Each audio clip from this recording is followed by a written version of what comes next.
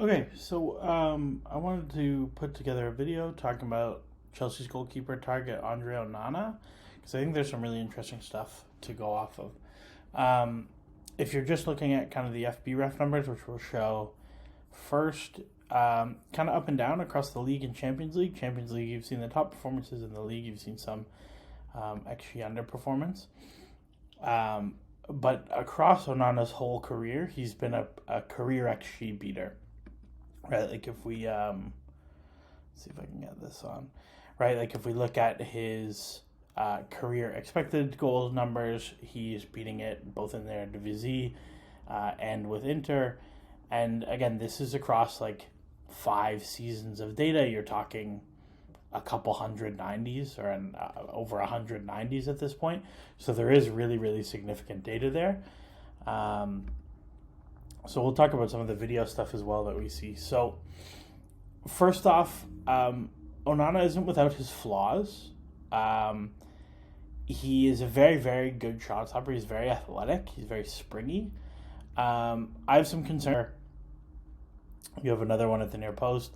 I really want to highlight how good his footwork is. We'll show some more stuff when he deals with crosses later, but again, this is like little things that make your life much, much easier here in terms of he's got good footwork to find himself. He's got a good set position here. I don't quite like how wide he is, but that's more of a personal preference thing. And the rebound's in a good spot. This one I quite like, but again, we're talking about lots of rebounds. So you can see kind of across 4 clips, he's very big on parrying, sometimes into danger, interplay with the back 3, so they can deal with it a lot of the time. At Chelsea, maybe if there's only 2 center backs, something to keep in mind. Here's another one. Again, that one not really realistic to hold. This one is, again, another one we might compare to someone like Kepa. Again, can he hold it instead of parrying?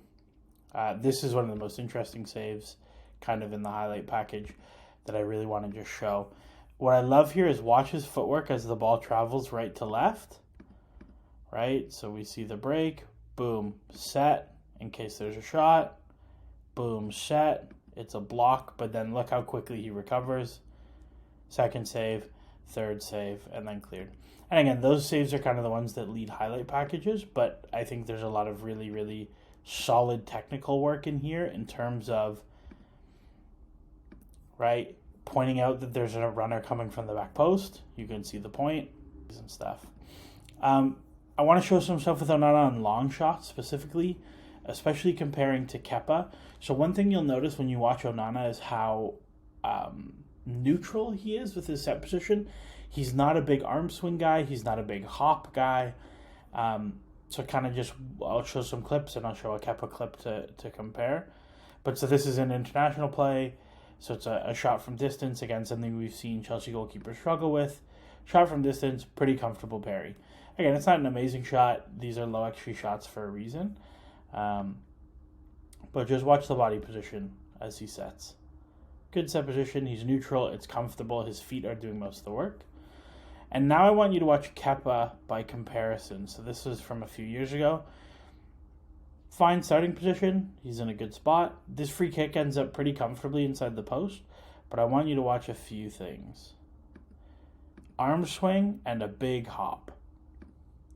And again, these little things don't make a big difference, but they make enough of a difference that this free kick is 30 yards out and Kepa's not even getting a dive off. Okay, so again, I'll show it one more time. Watch the arm swing and the hop from Kepa. Arm swing, hop, and he can't get across his goal. So now I'll show 2 kind of similar distance shots, maybe different angles, but watch how well Onana moves his feet for both. Right, like this is a difficult save, but he makes it look very easy because he moves his feet quite well. He gets a great step and a great push. And now we see the same thing. Again, he gets 2 full steps in. It makes a bit of a meal of the handling, but the big thing to take away is watch the feet. Super comfortable, no hops, no arm swings. On the distribution side, there's a lot to like. So you'll see he plays a lot of these flat kind of clipped passes out to fullbacks, And we see this a lot with Kepa, and I had a video on Twitter a few years ago about Kepa versus Mendy and how Mendy hits them flatter. And Onana is very much like Mendy. He hits his passes quite flat.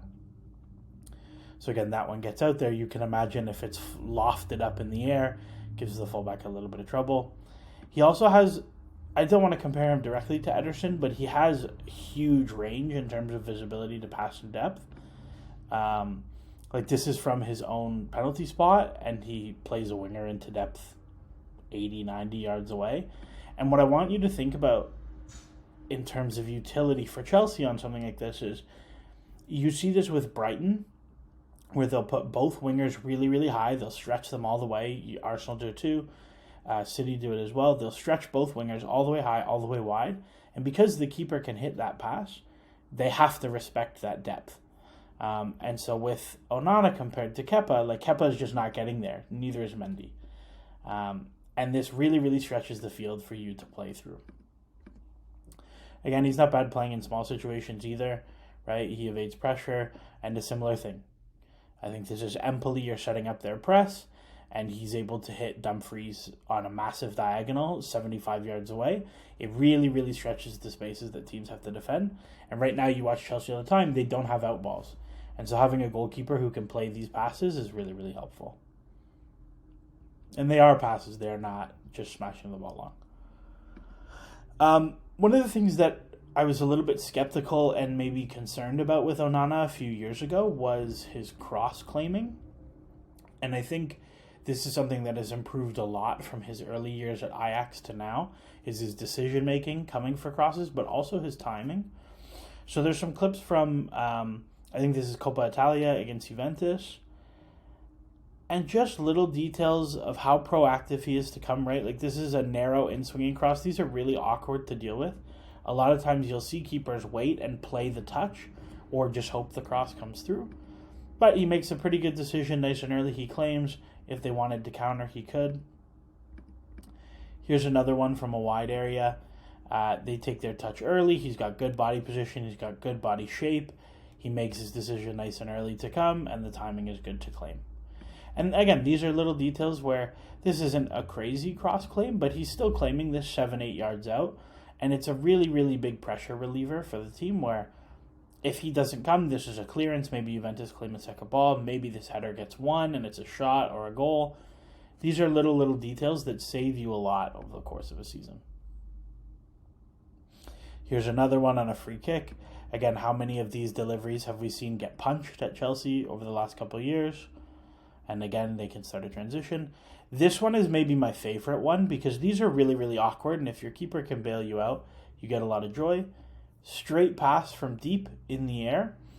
For the center back, it's very hard to deal with, right? Because they have to manage the depth, they have to manage the long ball, they have to manage the striker at the same time.